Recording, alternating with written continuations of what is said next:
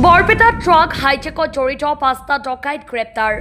গুটখাভৰ্তি truck hijack কৰিছিল ডকাইতৰ দলটোৱে যোৱা ২০ জুনত বৰপেটাৰ বৰবিলাত ডকাইতৰ দলটোৱে NL01 AC 2301 নম্বৰৰ গুটখাভৰ্তি ট্ৰাক এখন ৬চকীয়া AS01 RC 0125 নম্বৰৰ ট্ৰাকেৰে আগভেটি ধৰি ড্ৰাইভাৰক মাৰি সমুদায় গুটখা ডকাইতৰ দলটোৰ ট্ৰাকত ভৰাই লৈ যায় ঘটনা সন্দৰ্ভত 213/25 নম্বৰত বৰপেটা সদৰ আৰক্ষী থানাত ৰুজু হয় এক গোচৰ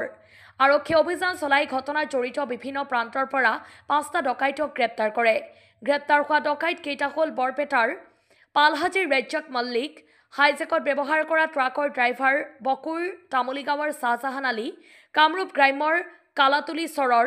চৌধুৰী পামৰ আব্দুল কাইম খুনতলি পুৰাণ গাঁৱৰ হাফিজুৰ ৰহমান খুনতলি সত্ৰৰ নুৰুল ইছলাম আৰক্ষীয়ে প্ৰায় ৪৫ বস্তা গুটকা ১৫ বস্তাৰ জৰ্দা সহ ট্ৰাকখন আৰু ছুইফ্ট বাহনখন জব্দ কৰে এইকেইটা ডকাইতে নিশা হলে গুটকাকে ধৰি বিভিন্ন ধৰণৰ সামগ্ৰী ভৰ্তি ট্ৰাক হাইজেক কৰে ২০ জুনত হাইজেক কৰি পোৱা প্ৰায় ২৫ লাখ টকাৰ গুটকা বিক্ৰী কৰিছে খুনতলিকে ধৰি বিভিন্ন প্ৰান্তত হাইজেকত ব্যৱহাৰ কৰা AS01 RC 0125 নম্বৰৰ ট্ৰাকৰ স্বত্বাধিকাৰী জাহিদুলকে ধৰি কেইবাজনকো পলাতক হৈ আছে ঘটনাৰ সৈতে জড়িত সকলৰ সন্ধানত আৰক্ষীয়ে চলাই আছে অভিযান বৰপেটা ডকাইতৰ দলটোৱে নিখাৰ ভাগত বিলাসী বাহন লৈ ৰাজপথত ঘূৰে সুযোগ পালেই যিকোনো বাহন আগচি ধৰি ডকাইতি কৰি লুটি পুতি নিয়ে অসমৰ বিভিন্ন ঠাইত এইদৰে ডকাইতি কৰি আহিছে দলটোৱে গুটখা চিগাৰেটকে ধৰি বিভিন্ন ধৰণৰ থপাত জাতীয় সামগ্ৰী ভৰ্তি ট্ৰাক হাইজেক কৰে ডকাইতৰ দলটোৱে নিউজ ডেস্ক ৰিপৰ্ট পি সংবাদ আচ্ছা এতিয়ালৈকে আমাৰ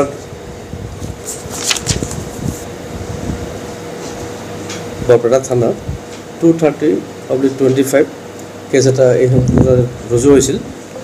আৰু আমি এই কেছ সংক্ৰান্তে প্ৰথমে আমি ৰেজ্জাক মণ্ডল বুলি এজনক আটক কৰা হৈছিল যিয়ে ঘটনাৰ লগত প্ৰত্যক্ষভাৱে জড়িত আৰু তাৰ লগত এই ঘটনাত ব্যৱহাৰ হোৱা AS01 QC 2072 ছুইফ্ট ডিজায়াৰ আমি জব্দ কৰিবলৈ সক্ষম হৈছিলোঁ আৰু পিছত আমি এই মোৰ তদন্তকালীনত হাফিজুৰ ৰহমান শাহজাহান আলী নুৰুল ইছলাম আব্দুল কাইম এইকেইজনক আমি পিছত আটক কৰিবলৈ সক্ষম হওঁ আৰু এই ঘটনাত আমি 16টা যিটো পেকেট গুটখা পেকেট আছিল সেইটো বস্তাৰ 16 বস্তা আমি আৰু লগতে 4 বস্তা যিটো আমাৰ জৰ্দা মছলা সেইখিনি আমি জব্দ কৰিবলৈ সক্ষম হওঁ এইটো ঘটনাটো হৈছিল নগাঁও বৰবিলাৰ পৰা তাৰ পৰা হাইজেক কৰিছিল আৰু তেওঁলোকে লৈ গৈছিল সন্তলি লৈ পিনে আৰু আমি সন্তলিৰ পৰাই এইখিনি বস্তু আমি ৰিকভাৰ কৰিছোঁ এইটো ঘটনাটো 20 তাৰিখৰ ঘটনা আৰু সেই সময়তে আমাৰ ইয়াত কমপ্লেইনেণ্ট মৃণাল ডেকাই গোচৰ দিয়াত আমাৰ বৰপেটা থানা 230/25 নম্বৰ কেছটো ৰুজু হয়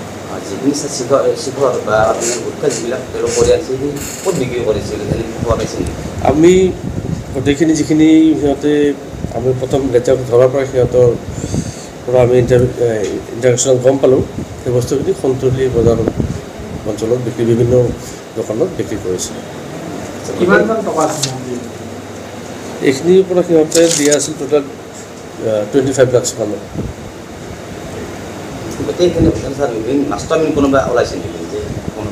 এইখিনি আমি মাষ্টাৰমাইণ্ড কিছুমান আমি আইডেণ্টিফাই কৰিছোঁ সেইকেইটাক আমি সোনকালে গ্ৰেপ্তাৰ কৰোঁ আচলতে সিহঁতে এখন ডাঙৰ যিটো ঘটনাত আৰু এখন ডাঙৰ বাহন ব্যৱহাৰ কৰে যিটো বাহনে নিৰ্দিষ্ট টাৰ্গেট কৰা বাহনখনক আগভেটি ধৰত যেতিয়া বাহনটো ৰখি যায় আৰু সিহঁতৰ গেঙৰ লগত থকা সৰু গাড়ী অহা দুষ্কৃতিকে দিবলৈ ডাঙৰ যিখন ট্ৰাক ৰখাই দিয়ে এই ট্ৰাকৰ ড্ৰাইভাৰক অভাৰ পাৱাৰ কৰি নমাই আনি পিনে সেই ট্ৰাকখন সিহঁতে নিজে চলাই নিজৰ গন্তব্যস্থানত লৈ যায় আৰু ট্ৰাকৰ পৰা সামগ্ৰীখনো সিহঁতে লৈ অহা ট্ৰাকত বজাই কৰি তাৰ পৰা অন্তৰ্গত হৈছে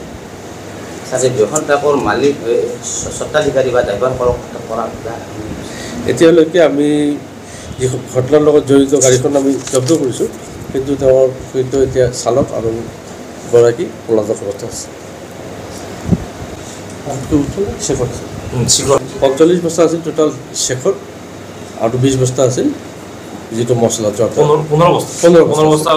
জৰ্দা আছিলে আৰু 45 বছৰ আছিলে শিখৰ মুছলমান। আৰু এই চকত আগতে এনেধৰণৰ কাৰোবাৰ জড়িত আছিল নে কিবা খবৰ পাইছে? আমি যিখিনি পাইছোঁ সিহঁতে অসমৰ বিভিন্ন ঠাইত এনেকুৱা ধৰণৰ দুষ্কাৰ্য কৰি থাকে। তেওঁলোকে ইতিমধ্যে বিভিন্ন থানাত তেওঁলোকৰ বিৰুদ্ধে গোচৰ ৰুজু হৈয়ে আছে আৰু তাৰ ভিতৰতে 2 এজন বিভিন্ন ক্ষেত্ৰত গ্ৰেপ্তাৰো হৈছে।